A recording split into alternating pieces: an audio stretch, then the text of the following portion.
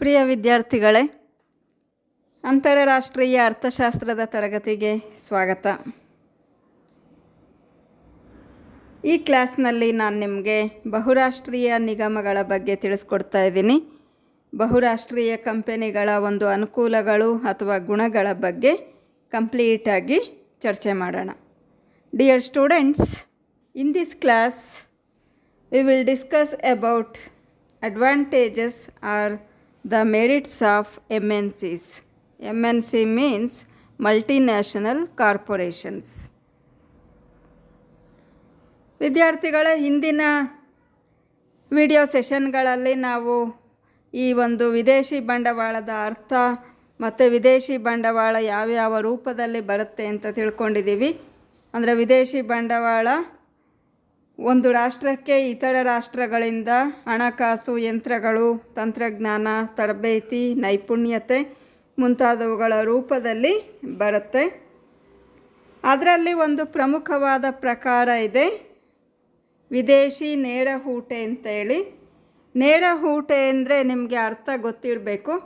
ಯಾವುದೇ ಒಂದು ದೇಶದ ಖಾಸಗಿ ವ್ಯಕ್ತಿ ಅಥವಾ ಕಂಪನಿ ಬೇರೆ ದೇಶದಲ್ಲಿ ಒಂದು ಉದ್ಯಮವನ್ನು ಸ್ಥಾಪಿಸೋದು ಅಥವಾ ಅಸ್ತಿತ್ವದಲ್ಲಿ ಇರೋ ಉದ್ಯಮವನ್ನು ಕೊಂಡುಕೊಂಡು ಆ ಉದ್ಯಮವನ್ನು ತಾನೇ ನಿರ್ವಹಣೆ ಮಾಡೋದಕ್ಕೆ ವಿದೇಶಿ ನೇರ ಹೂಟೆ ಅಂತ ಕರಿತೇವೆ. ಅಂದರೆ ಬೇರೆ ದೇಶದ ವ್ಯಕ್ತಿ, ಅಮೇರಿಕಾ, ರಷ್ಯಾ ಅಥವಾ ಜಪಾನ್ನ ವ್ಯಕ್ತಿ ಈಗ ಭಾರತಕ್ಕೆ ಬಂದು ಇಲ್ಲಿ ಅವರ ಬಂಡವಾಳ ಹಾಕಿ ಒಂದು ಉದ್ಯಮ ಸ್ಥಾಪನೆ ಮಾಡ್ತಾರೆ ಮತ್ತು ಅದನ್ನು ಅವರೇ ನಿರ್ವಹಣೆ ಮಾಡ್ಕೊಂಡು ಹೋಗ್ತಾರೆ. ಅಥವಾ ಇಲ್ಲಿ ಯಾವುದಾದ್ರೂ ಮಾರಾಟಕ್ಕೆ ಅಥವಾ ಲಭ್ಯ ಇರತಕ್ಕಂಥ ಉದ್ಯಮವನ್ನು ಕೊಂಡ್ಕೊತಾರೆ, ಅದನ್ನು ಅವ್ರ ಮುಂದೆ ನಿರ್ವಹಣೆ ಮಾಡ್ಕೊಂಡು ಹೋಗ್ತಾರೆ. ಈ ಥರ ಒಂದು ಬಂಡವಾಳ ಹೂಡಿಕೆಗೆ ನೇರ ಹೂಟೆ ಅಂದರೆ ಡೈರೆಕ್ಟಾಗಿ ಅವರೇ ಇನ್ವೆಸ್ಟ್ ಮಾಡ್ತಕ್ಕಂಥದ್ದು. ಯಾಕಿದಕ್ಕೆ ನೇರ ಹೂಟೆ ಅಂತ ಕರೀತಾರೆ ಅಂದರೆ ಆ ಉದ್ಯಮದ ಒಂದು ಸಂಪೂರ್ಣ ಹತೋಟಿ ಅವರ ಬಳಿನೇ ಇರುತ್ತೆ. ಆದ್ದರಿಂದ ಅವರು ಅವರ ದೇಶದ ಒಂದು ತಂತ್ರಜ್ಞಾನ, ಯಂತ್ರೋಪಕರಣಗಳು, ಉದ್ಯಮ ಚತುರತೆ ಮುಂತಾದವುಗಳನ್ನು ಅಳವಡಿಸ್ಕೊಳ್ತಾರೆ. ಇದರಿಂದ ಹಿಂದುಳಿದ ದೇಶಗಳಿಗೆ ತುಂಬ ಅನುಕೂಲ ಆಗುತ್ತೆ ಅನ್ನೋ ನಿರೀಕ್ಷೆ ಇದೆ. ಈ ವಿದೇಶಿ ನೇರ ಹೂಟೆ ಸಾಮಾನ್ಯವಾಗಿ ಬಹುರಾಷ್ಟ್ರೀಯ ನಿಗಮಗಳ ರೂಪದಲ್ಲಿ ಬರುತ್ತೆ. ಅಂದರೆ ನೇರ ಹೂಟೆ ಒಬ್ಬ ವ್ಯಕ್ತಿ ಒಂದೇ ದೇಶದಲ್ಲಿ ಬಂದು ಬಂಡವಾಳ ಹೂಡ್ಬೋದು. ಆದರೆ ಬಹುತೇಕವಾಗಿ ಇತ್ತೀಚಿನ ದಿನಗಳಲ್ಲಿ ಅಂದರೆ ಜಾಗತೀಕರಣಗೊಂಡ ನಂತರ ಈ ಬಹುರಾಷ್ಟ್ರೀಯ ಕಂಪನಿಗಳು ಅಥವಾ ಬಹುರಾಷ್ಟ್ರೀಯ ನಿಗಮಗಳು ಜಗತ್ತಿನಾದ್ಯಂತ ಹೆಚ್ಚು ಪ್ರಬಲವಾಗಿ ಬೆಳೀತಾ ಇದ್ದಾವೆ. ಹಾಗಾಗಿ ಅಂದರೆ ಇದು ಕೂಡ ವಿದೇಶಿ ನೇರ ಹೂಟೆಯ ಒಂದು ಪ್ರಕಾರ ಆಗಿರುತ್ತೆ. ಅದರಿಂದ ನಾವು ಈ ವಿದೇಶಿ ನೇರ ಹೂಟೆ ನಡೀತಕ್ಕಂಥ ಒಂದು ಪ್ರಮುಖವಾದ ರೂಪವಾದ ಬಹುರಾಷ್ಟ್ರೀಯ ನಿಗಮ, ಅದರ ಅರ್ಥ ಮತ್ತು ಅದರಿಂದ ಆಗೋ ಪ್ರಯೋಜನಗಳನ್ನು ಈ ಒಂದು ವಿಡಿಯೋ ಸೆಷನ್ನಲ್ಲಿ ಕಂಪ್ಲೀಟಾಗಿ ನಾವು ತಿಳ್ಕೊಳ್ತಾ ಇದ್ದೀವಿ. ಈಗ ಅರ್ಥ ನೋಡೋಣ. ಮೊದಲಿಗೆ ಬಹುರಾಷ್ಟ್ರೀಯ ನಿಗಮ ಅಂದರೆ ಏನು? ಈ ಬಹುರಾಷ್ಟ್ರೀಯ ನಿಗಮಗಳ ಅರ್ಥ ವಿಚಾರಕ್ಕೆ ಸಂಬಂಧಪಟ್ಟಂತೆ ಹೇಳೋದಾದರೆ ಈ ಕಂಪನಿಗಳನ್ನು ಕುರಿತು ಸರ್ವಸಮ್ಮತವಾದ ವ್ಯಾಖ್ಯಾನ ಒಂದು ದೊರೆಯೋದು ತುಂಬ ದುರ್ಲಭ. ಯಾಕೆ ಅಂದರೆ ಅನೇಕ ವ್ಯಾಖ್ಯಾನಗಳನ್ನು ಅರ್ಥಶಾಸ್ತ್ರಜ್ಞರು ಕೊಟ್ಟಿದ್ದಾರೆ. ಅದರಲ್ಲಿ ಮುಖ್ಯವಾದ ಒಂದು ವ್ಯಾಖ್ಯೆ ನಾನು 2ನೇ ಪ್ಯಾರಾದಲ್ಲಿ ಹೇಳ್ತಾ ಇದ್ದೀನಿ ನೋಡಿ. ಯಾವುದೋ ಒಂದು ದೇಶದಲ್ಲಿ ತನ್ನ ನೆಲೆಯನ್ನು ಅಥವಾ ಆಡಳಿತ ನಿರ್ವಹಣಾ ಕೇಂದ್ರವನ್ನು ಹೊಂದಿದ್ದು ಜಗತ್ತಿನ ಇತರೆ ಹಲವಾರು ದೇಶಗಳಲ್ಲಿ ಉದ್ಯಮ ಕಾರ್ಯಾಚರಣೆಯನ್ನು ನಡೆಸುತ್ತಿರುವಂತಹ ಬೃಹತ್ ಉದ್ಯಮ ಸಂಸ್ಥೆಗಳೇ ಬಹುರಾಷ್ಟ್ರೀಯ ಕಂಪನಿ ಅಥವಾ ನಿಗಮಗಳು ಅಂತ ಹೇಳಲಾಗುತ್ತೆ. ಅಂದರೆ ಇವುಗಳು ಯಾವುದೋ ಒಂದು ದೇಶದಲ್ಲಿ ತಮ್ಮ ಹೆಡ್ ಕ್ವಾರ್ಟರ್ಸನ್ನು ಹೊಂದಿರ್ತವೆ, ಕೇಂದ್ರ ಸ್ಥಾನವನ್ನು, ಆಡಳಿತ ಕಚೇರಿಯನ್ನು ಹೊಂದಿರ್ತವೆ.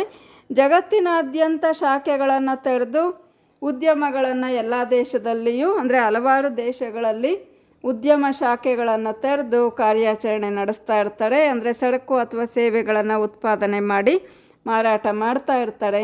ಇಂಥ ಕಂಪನಿಗಳಿಗೆ ಬಹುರಾಷ್ಟ್ರೀಯ ನಿಗಮಗಳು ಅಂತ ಕರೆಯಲಾಗುತ್ತೆ. ಬಹುರಾಷ್ಟ್ರೀಯ ಅಂದರೆ ಏನು? ಹಲವು ದೇಶಗಳಲ್ಲಿ ಕಾರ್ಯವನ್ನು ನಿರ್ವಹಿಸ್ತಕ್ಕಂಥವುಗಳು ಅಂತ. ಅದರ ಹೆಸರೇ ಅದರ ಅರ್ಥವನ್ನು ಸೂಚಿಸುತ್ತೆ. ಬಹುರಾಷ್ಟ್ರೀಯ ಅಂದರೆ ಹಲವಾರು ದೇಶಗಳಲ್ಲಿ ಕಾರ್ಯನಿರ್ವಹಿಸ್ತಾ ಇರ್ತಕ್ಕಂಥ ಕಂಪೆನಿ ಅಂತ ಹೇಳ್ಬೋದು. ಇಂಥ ಈ ಬಹುರಾಷ್ಟ್ರೀಯ ನಿಗಮಗಳು ಇವತ್ತಿನ ದಿನಗಳಲ್ಲಿ ಬಹುರಾಷ್ಟ್ರೀಯ ಉದ್ಯಮ, ಅಂತಾರಾಷ್ಟ್ರೀಯ ನಿಗಮ, ಗೋಳಾವೃತ ನಿಗಮಗಳು, ಟ್ರಾನ್ಸ್ನ್ಯಾಷನಲ್ ಕಾರ್ಪೊರೇಷನ್ ಅಂತ ಹೀಗೆ ಬೇರೆ ಬೇರೆ ಹೆಸರುಗಳಿಂದ ಕೂಡ ಗುರುತಿಸಲ್ಪಡ್ತವೆ. ಅಂದರೆ ಯಾವುದೇ ಒಂದು ಕಂಪ್ನಿ ಅಥವಾ ನಿಗಮ ಒಂದಕ್ಕಿಂತ ಹೆಚ್ಚಿನ ದೇಶಗಳಲ್ಲಿ ನೇರ ವಿದೇಶಿ ಹೂಡಿಕೆಯ ಮುಖಾಂತರ ಉತ್ಪಾದನಾ ಸೌಲಭ್ಯಗಳನ್ನು ನಿಯಂತ್ರಿಸ್ತಾ ಇದ್ದರೆ ಅದನ್ನು ಬಹುರಾಷ್ಟ್ರೀಯ ನಿಗಮ ಅಂತ ಕರೀತಾರೆ. ಅಂಥ ಉದಾಹರಣೆಗಳಂತ ಅಂದರೆ ನಮ್ಮ ದೇಶದಲ್ಲಿ ಕಾರ್ಯನಿರ್ವಹಿಸ್ತಾ ಇರ್ತಕ್ಕಂಥವು ಈ ಹೆಸರುಗಳು ನೀವು ಕೇಳಿರ್ತೀರಿ. Pond's company. ಪಾಂಡ್ಸ್ ಅಂದರೆ ಪೌಡ್ರ್ ಒಂದೇ ಅಲ್ಲ, ನಾವು ಮುಖಕ್ಕೆ ಹಚ್ಚೋದು. ಅದು ಇನ್ನೂ ಅನೇಕ ಉತ್ಪನ್ನಗಳನ್ನು ಉತ್ಪಾದನೆ ಮಾಡುತ್ತೆ. ನೀವೆಲ್ಲ ತುಂಬ ಈ ಕಾಸ್ಮೆಟಿಕ್ಸ್ ನೋಡಿರ್ಬೋದು ಪಾಂಡ್ಸ್ ಕಂಪ್ನಿದು. ಅವುಗಳೆಲ್ಲ ಈ ಪಾಂಡ್ಸ್ ಕಂಪ್ನಿಯಿಂದ ತಯಾರಾಗ್ತಕ್ಕಂಥದ್ದು. ಇದು ಕೂಡ ಒಂದು ಬಹುರಾಷ್ಟ್ರೀಯ ಉದ್ಯಮ. ಮತ್ತು Johnson and Johnson, Lipton, Brooke Bond, Colgate, Palmolive ಇನ್ನು ಮುಂತಾದವುಗಳು ಇದರ ಉದಾಹರಣೆಗಳಾಗಿದ್ದಾವೆ.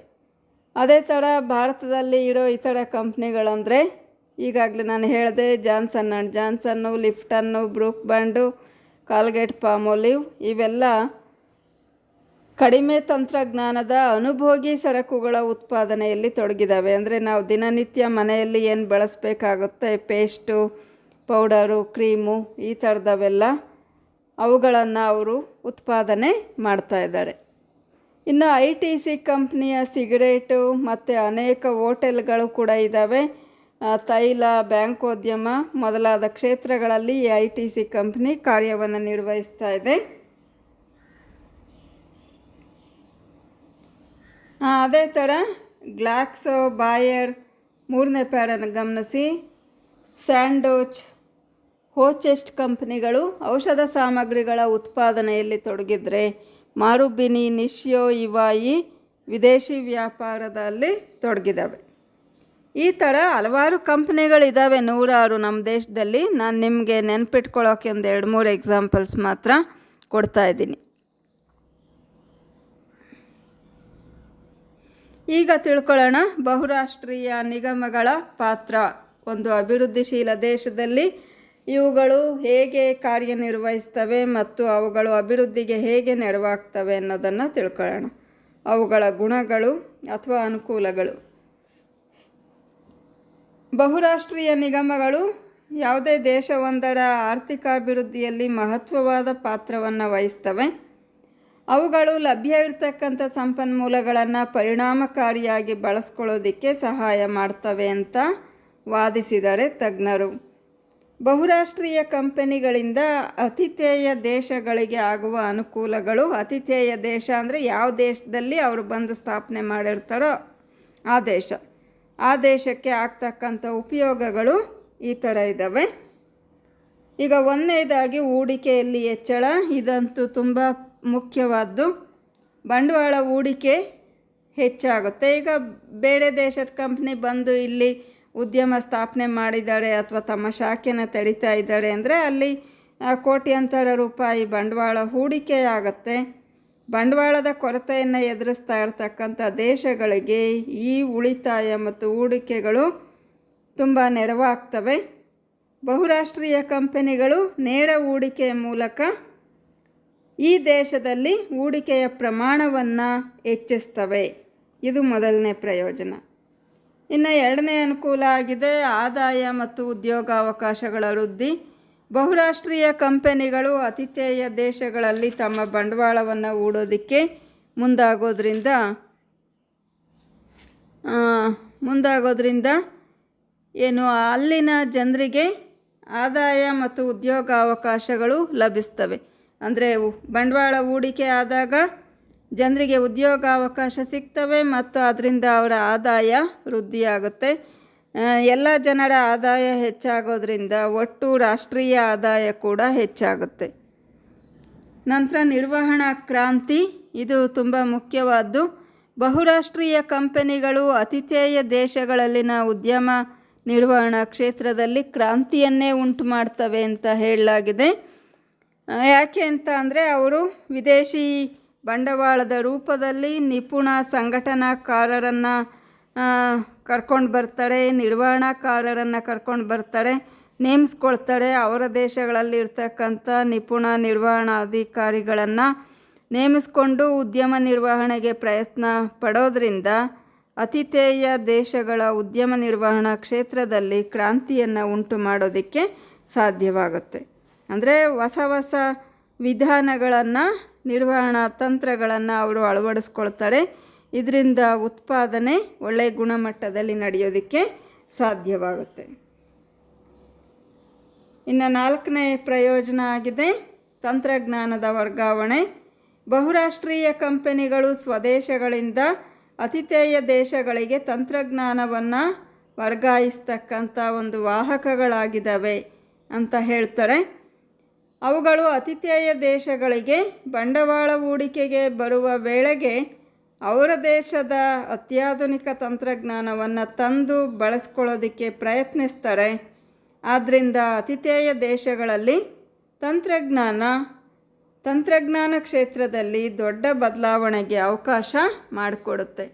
ಇದರಿಂದಾಗಿ ಈ ದೇಶಗಳಲ್ಲಿನೂ ತಾಂತ್ರಿಕ ಕೌಶಲ್ಯ ಹೆಚ್ಚಾಗುತ್ತೆ. ಇನ್ನು ನೆಕ್ಸ್ಟ್ ಪ್ರಯೋಜನ ಉತ್ಪಾದನಾ ವೆಚ್ಚದ ಸಮಾನತೆ. ಈಗ ಸಾಗಾಣಿಕೆ ವೆಚ್ಚ, ತೆರಿಗೆಗಳು, ವೇತನ ಮುಂತಾದ ಕಾರಣಗಳಿಂದಾಗಿ ವಿವಿಧ ದೇಶಗಳಲ್ಲಿನ ಉತ್ಪಾದನಾ ವೆಚ್ಚ ಬೇರೆ ಬೇರೆಯಾಗಿರುತ್ತೆ.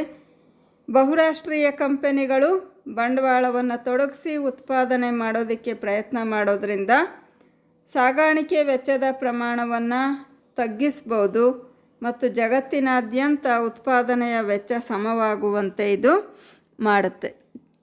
ಅಂದರೆ ಈಗ ಅವ್ರ ದೇಶದಲ್ಲೇ ಎಲ್ಲೋ ಬೇರೆ ಕಡೆ ಸರಕನ್ನು ಉತ್ಪಾದನೆ ಮಾಡಿ ಈ ದೇಶಕ್ಕೆ ತಂದು ಮಾರಾಟ ಮಾಡಬೇಕಂದ್ರೆ ಅದು ಸಾಗಾಣಿಕೆ ವೆಚ್ಚ ತುಂಬ ಆಗುತ್ತೆ. ಹಾಗಾಗಿ ಇಲ್ಲಿಗೆ ಬಂದಾಗ ಆ ದೇಶದಲ್ಲಿ ಕಡಿಮೆ ಬೆಲೆಯಲ್ಲೇ ಸರಕು ತಯಾರಾಗಿದ್ದರೂ ಕೂಡ ಇಲ್ಲಿಗೆ ಬರೋ ಅಷ್ಟರಲ್ಲಿ ಸಾಗಾಣಿಕೆ ವೆಚ್ಚ ಸೇರಿಕೊಂಡು ಅದರ ಬೆಲೆ ಅತ್ಯಧಿಕವಾಗಿ ಏರುವ ಸಾಧ್ಯತೆ ಇರುತ್ತೆ. ಆ ಸಮಸ್ಯೆಯನ್ನು ಇಲ್ಲಿ ಹೋಗಲಾಡಿಸ್ಬೋದು. ಉತ್ಪಾದನಾ ವೆಚ್ಚಗಳಲ್ಲಿ ಸಮಾನತೆ ಸಾಧಿಸೋದಕ್ಕೆ ಸಾಧ್ಯವಾಗುತ್ತೆ. ಅಂದರೆ ಒಂದೊಂದು ದೇಶದಲ್ಲಿಯೂ ಉತ್ಪಾದನಾ ವೆಚ್ಚ ಬೇರೆ ಬೇರೆಯಾಗಿರ್ತವೆ. ಆ ದೇಶದಲ್ಲಿ ಲಭ್ಯ ಇರತಕ್ಕಂಥ ಒಂದು ತೆರಿಗೆಗಳು, ವೇತನ ನೀತಿಗಳು ಮುಂತಾದವುಗಳ ಕಾರಣದಿಂದ ಉತ್ಪಾದನಾ ವೆಚ್ಚ ಬೇರೆ ಬೇರೆಯಾಗಿರ್ತವೆ.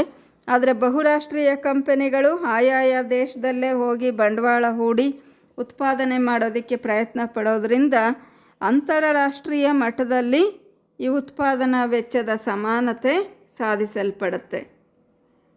ಇನ್ನು ರಫ್ತುಗಳ ಹೆಚ್ಚಳ, ಇದು ಕೂಡ ತುಂಬ ಮುಖ್ಯವಾದ ಪ್ರಯೋಜನ ಭಾರತದಂಥ ದೇಶಕ್ಕೆ.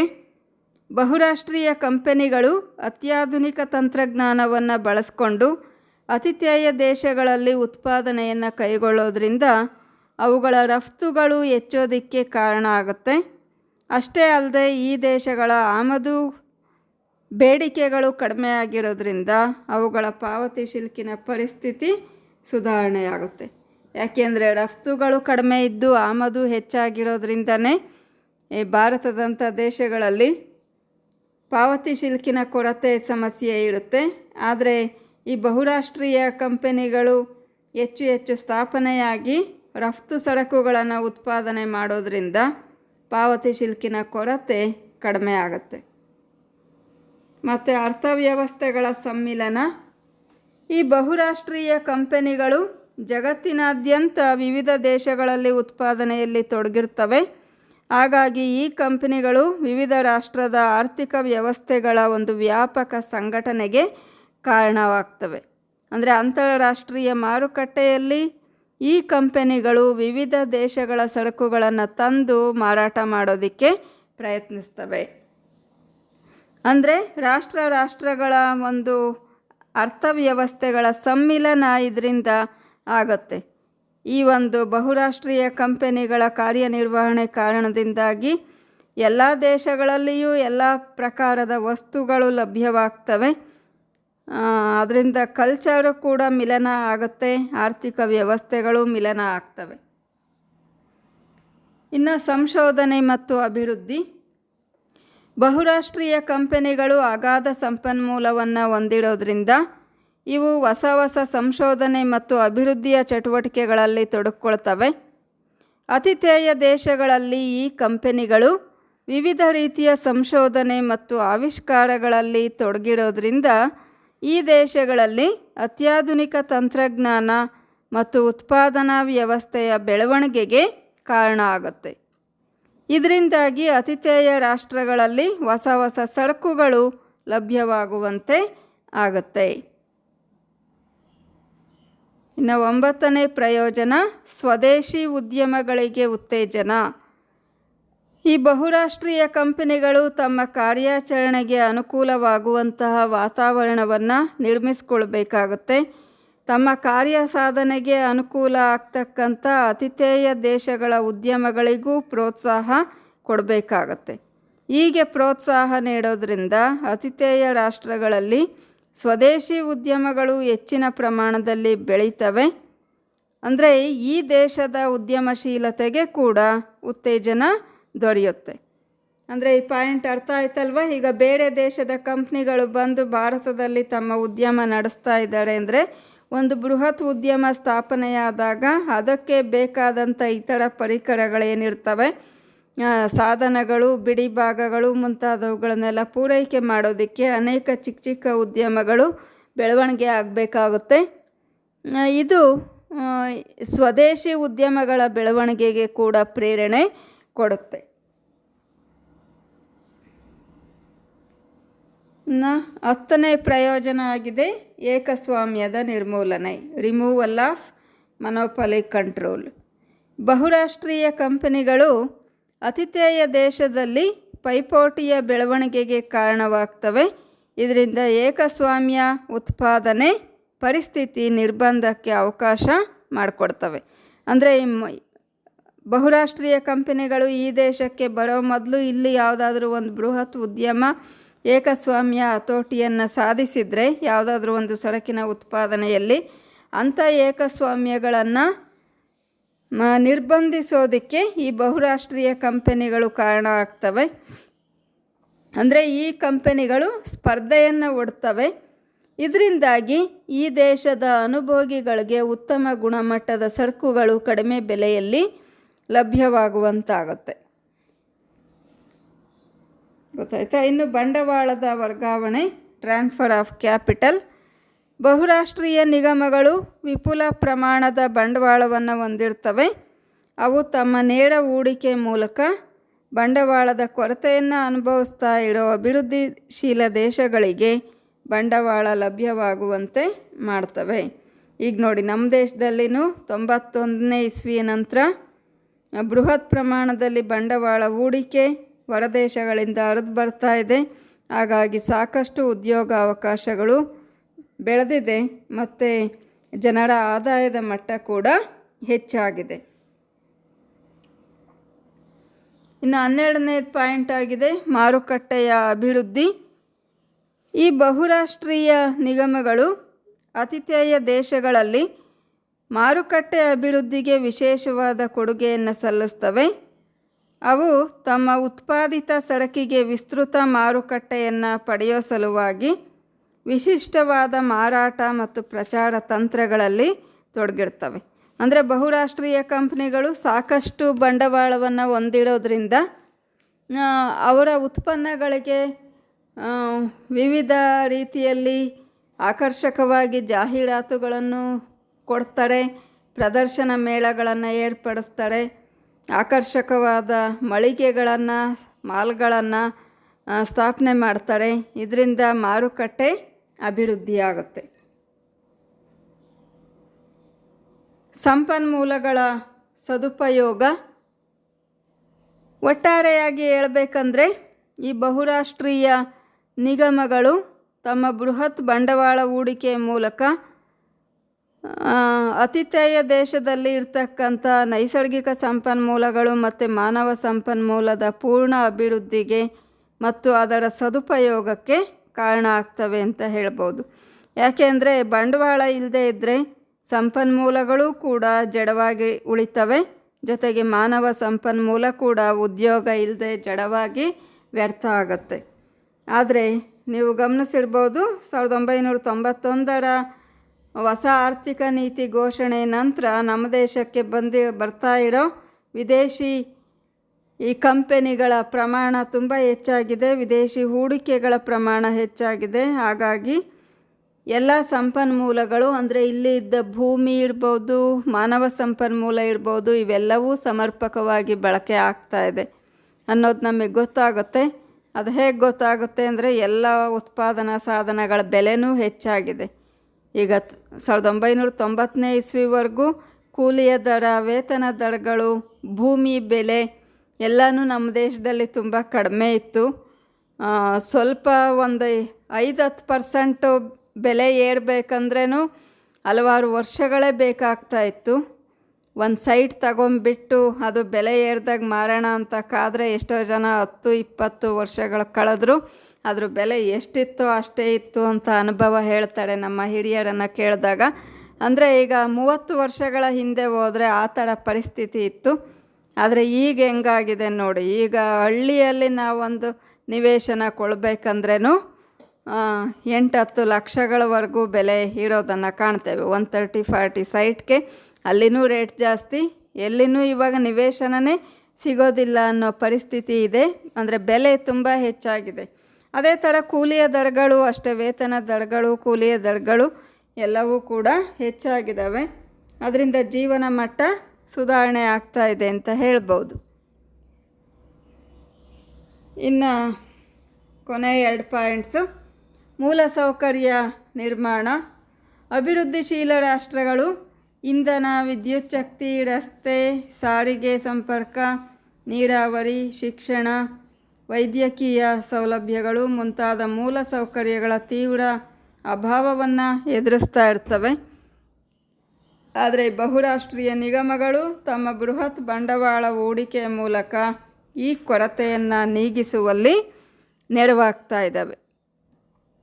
ಇನ್ನು ಕೊನೆಯದಾಗಿ ಗಂಡಾಂತರಗಳನ್ನು ಎದುರಿಸೋದು. ಅಭಿವೃದ್ಧಿಶೀಲ ರಾಷ್ಟ್ರಗಳಲ್ಲಿ ಉತ್ಪಾದನೆಯ ವಿವಿಧ ಗಂಡಾಂತರಗಳನ್ನು ಎದುರಿಸಿ ಹೂಡಿಕೆ ಮಾಡೋ ಸಾಮರ್ಥ್ಯ ಅಲ್ಲಿನವ್ರಿಗೆ ಇರೋದಿಲ್ಲ. ಅಂದರೆ ಬಹುತೇಕವಾಗಿ ಜನರ ಆದಾಯದ ಮಟ್ಟ ಕಡಿಮೆ ಇರುತ್ತೆ, ಉಳಿತಾಯನೂ ಕಡಿಮೆ ಇರುತ್ತೆ. ದೊಡ್ಡ ದೊಡ್ಡ ಉದ್ಯಮಗಳನ್ನು ಸ್ಥಾಪನೆ ಮಾಡೋದಕ್ಕೆ ಸಾಕಾಗುವಷ್ಟು ಬಂಡವಾಳ ಭಾರತದಂಥ ಹಿಂದುಳಿದ ದೇಶಗಳಲ್ಲಿ ತುಂಬ ಜನರ ಬಳಿ ಇರೋದಿಲ್ಲ. ಹಾಗಾಗಿ ಮತ್ತು ಬಂಡವಾಳ ಇದ್ರೂ ಗಂಡಾಂತರಗಳನ್ನು ಎದುರಿಸಿ ಹೂಡಿಕೆ ಮಾಡೋ ಸಾಮರ್ಥ್ಯ ಅವ್ರಿಗಿರೋದಿಲ್ಲ. ಯಾಕೆಂದರೆ ಅಲ್ಪ ಸ್ವಲ್ಪ ಹಿರಿಯೋರು ಮಾಡಿಟ್ಟಿರೋ ಆಸ್ತಿ ಅಥವಾ ಉಳಿಸಿಟ್ಟಿರೋ ಹಣವನ್ನು ನಾವು ಬಿಸ್ನೆಸ್ಗೆ ಹಾಕಿ ಲಾಸ್ ಆಗಿಬಿಟ್ರೆ ಅಂತ ಭಯ ಪಡ್ತಾರೆ. ಯಾಕೆಂದರೆ ಅದು ಕಳೆದೋದ್ರೆ ಅವ್ರಿಗೆ ಜೀವನನೇ ಕಷ್ಟ ಆಗೋಗುತ್ತೆ. ಮತ್ತು ಹಿರಿಯರು ಮಾಡಿಟ್ಟ ಆಸ್ತಿನೂ ಕಳ್ಕೊಳ್ಳೋಕೆ ಇಷ್ಟಪಡಲ್ಲ. ಹಾಗಾಗಿ ತುಂಬ ಹೆದರುತ್ತಾರೆ ನಮ್ಮಲ್ಲಿ ಜನ. ಅದರಿಂದನೇ ಅನೇಕ ವಿದ್ಯಾವಂತ ಯುವಕರು ಕೂಡ ತಮ್ಮ ಉನ್ನತ ಶಿಕ್ಷಣ ಪಡೆದ ಮೇಲೇನೂ ಬೇರೆ ಕಂಪ್ನಿಗಳಲ್ಲಿ ಕೆಲಸ ಮಾಡೋ ಮನೋಭಾವ ಹೆಚ್ಚು ಬಹುತೇಕವಾಗಿ ಹೊಂದಿರ್ತಾರೆ ಹೊರತು ತಾವೇ ಸ್ವಂತ ಉದ್ಯಮ ಮಾಡೋಣ ಅನ್ನೋ ಒಂದು ಆಲೋಚನೆ ನಮ್ಮಲ್ಲಿ ತುಂಬ ಕಡಿಮೆ. ಹಂಗಾಗಿನೇ ಎಂಟ್ರಪ್ರೆನ್ಯೂರ್ಸ್ ಕೂಡ ಕಡಿಮೆ ಅಂತ ಹೇಳ್ತಾರೆ. ಹೀಗೆ ಗಂಡಾಂತರಗಳನ್ನು ಎದುರಿಸೋದು ದೇಶೀಯ ಉದ್ದಿಮೆದಾರರಿಗೆ ಸ್ವಲ್ಪ ಕಷ್ಟ. ಆದರೆ ವಿದೇಶಿ ಉದ್ದಿಮೆದಾರರು ತಮ್ಮ ಬಳಿ ಹೆಚ್ಚು ಬಂಡವಾಳ ಹೊಂದಿರೋದ್ರಿಂದ ಅವರು ಎಂಥ ಗಂಡಾಂತರ ಬೇಕಾದರೂ ಎದುರಿಸೋದಕ್ಕೆ ರೆಡಿಯಾಗಿರ್ತಾರೆ. ಯಾಕೆಂದರೆ ಬಂಡವಾಳ ಬೃಹತ್ ಪ್ರಮಾಣದಲ್ಲಿ ಇರೋದ್ರಿಂದ ಅವ್ರಿಗೇನು ಅಲ್ಪ ಸ್ವಲ್ಪ ನಷ್ಟ ಆದರೂ ತಡ್ಕೊಳ್ಳೋ ಸಾಮರ್ಥ್ಯ ಇರುತ್ತೆ. ಹೀಗೆ ಬಹುರಾಷ್ಟ್ರೀಯ ಕಂಪನಿಗಳು ಹಿಂದುಳಿದ ದೇಶಗಳಲ್ಲಿ ಬಂಡವಾಳ ಸಂಗ್ರಹಣೆಗೆ ಕಾರಣವಾಗ್ತಿದ್ದಾವೆ, ಹೂಡಿಕೆ ಹೆಚ್ಚಳಕ್ಕೆ ಕಾರಣ ಆಗ್ತಿದ್ದಾವೆ, ಜನರಿಗೆ ಉದ್ಯೋಗ ಅವಕಾಶಗಳನ್ನು ಕೊಡೋ ಮೂಲಕ ಆದಾಯ ವೃದ್ಧಿಯಾಗುವಂತೆ ಮಾಡ್ತಾ ಇದ್ದಾವೆ. ಇವೆಲ್ಲ ಪ್ರಯೋಜನಗಳನ್ನು ನಮ್ಮ ದೇಶದಲ್ಲಿಯೂ ಕೂಡ ನಾವೆಲ್ಲರೂ ಪಡ್ಕೊಳ್ತಾ ಇದ್ದೀವಿ. ಆದರೆ ಈ ಬಹುರಾಷ್ಟ್ರೀಯ ನಿಗಮಗಳಿಂದ ಕೆಲವೊಂದು ಅನಾನುಕೂಲಗಳು ಕೂಡ ಇದ್ದಾವೆ. ಅದನ್ನು ನಾನು ಮುಂದಿನ ವಿಡಿಯೋ ಕ್ಲಾಸ್ನಲ್ಲಿ ಚರ್ಚೆ ಮಾಡ್ತಾಯಿದ್ದೀನಿ. ಓಕೆ, ಸ್ಕ್ರೀನ್ ಮೇಲೆ ಕಾಣ್ತಾ ಇರೋ ರೆಫರೆನ್ಸಸ್ನ ಸ್ಟಡಿ ಮಾಡಿ ವಿಷಯವನ್ನು ಚೆನ್ನಾಗಿ ಅರ್ಥ ಮಾಡ್ಕೊಳ್ಳಿ. ಈ ಒಂದು ಕ್ವಶ್ಚನ್ನು 15 ಮಾರ್ಕ್ಸಿಗೆ ಎಕ್ಸಾಮ್ನಲ್ಲಿ ಕೇಳೋ ಸಾಧ್ಯತೆ ಇರುತ್ತೆ. ಅಂದರೆ ಇಂಪಾರ್ಟೆಂಟು, 15 ಮಾರ್ಕ್ಸಿಗೆ ಕೇಳ್ಬೋದು. ಇದನ್ನು ಬಹುರಾಷ್ಟ್ರೀಯ ನಿಗಮಗಳ ಗುಣಗಳನ್ನು ವಿವರಿಸಿ ಅಂತ, ಅಥವಾ ಪ್ರಯೋಜನಗಳನ್ನು ವಿವರಿಸಿ ಅಂತ, ಅಥವಾ ಹಿಂದುಳಿದ ದೇಶಗಳ ಅಭಿವೃದ್ಧಿಯಲ್ಲಿ ಅವುಗಳ ಪಾತ್ರವನ್ನು ವಿವರಿಸಿ ಅಂತಲೂ ಕೇಳ್ಬೋದು. ಹಾಗಾಗಿ ಎಲ್ಲ 15 ಪಾಯಿಂಟ್ಸು ಇಲ್ಲಿ ಕೊಡ್ತಾ ಇದ್ದೀನಿ. ಅದನ್ನೆಲ್ಲವನ್ನು ನೀವು ಬರ್ಕೊಂಡು ವಿಡಿಯೋ 2-3 ಸಲ ಕೇಳಿಬಿಟ್ರೆ ಸಾಕು, ಚೆನ್ನಾಗಿ ನೆನಪಿಡುತ್ತೆ. Thank you.